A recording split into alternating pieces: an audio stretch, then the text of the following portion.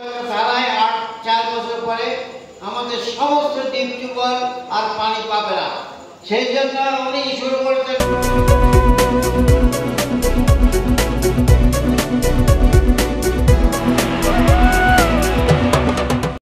ধারায় 4 বছর পরে আমাদের সমস্ত ডিপ টিউবওয়েল আর পানি পাবে না।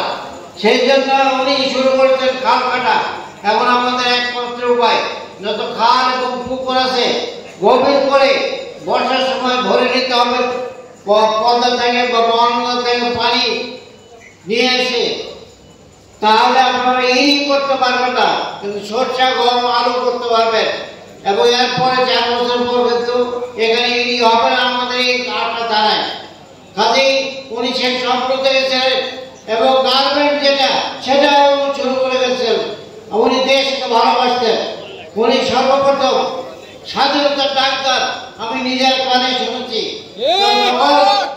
25 তারিখে শেখ মুজিবুর রহমান স্বইচ্ছায় পাকিস্তানের হাতে ধরা দিয়ে পাকিস্তানে চলে যায় জেলে, তার পরিবারকে রক্ষা করার জন্য পাকিস্তান আর্মিরা, এবং স্বাধীনতা পর্যন্ত শেখ মুজিবুর পরীক্ষায় পরিবারকে সেই 25 নম্বর বাড়িতে পাহারা দিয়ে পাকিস্তান আর্মি রেখেছিল।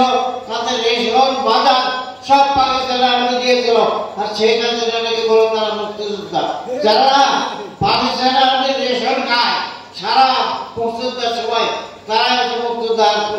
সেই শহীদ প্রেসিডেন্ট জিয়াউর রহমানের 2 ছেলে এবং মেয়ে ক্যান্টনমেন্ট বাসা থাকায় এবং বিদ্রোহ করেন পাকিস্তান আর্মির বিরুদ্ধে।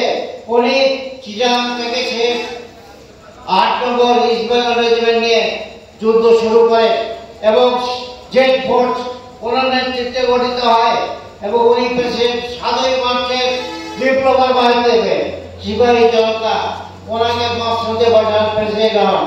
উনি প্রেসিডেন্ট হয়ে এই দেশের জন্য মৃত্যু পর্যন্ত লড়াই করে গেছেন উন্নয়নের জন্য। এই আমাদের নিয়ামত করে পায়ে হেঁটে এসেছিল এবং জীবন তত্ত্ব এত দৌড়া, এবং উনি নিয়ামতপুরকে বলছিলেন কিয়ামতপুর।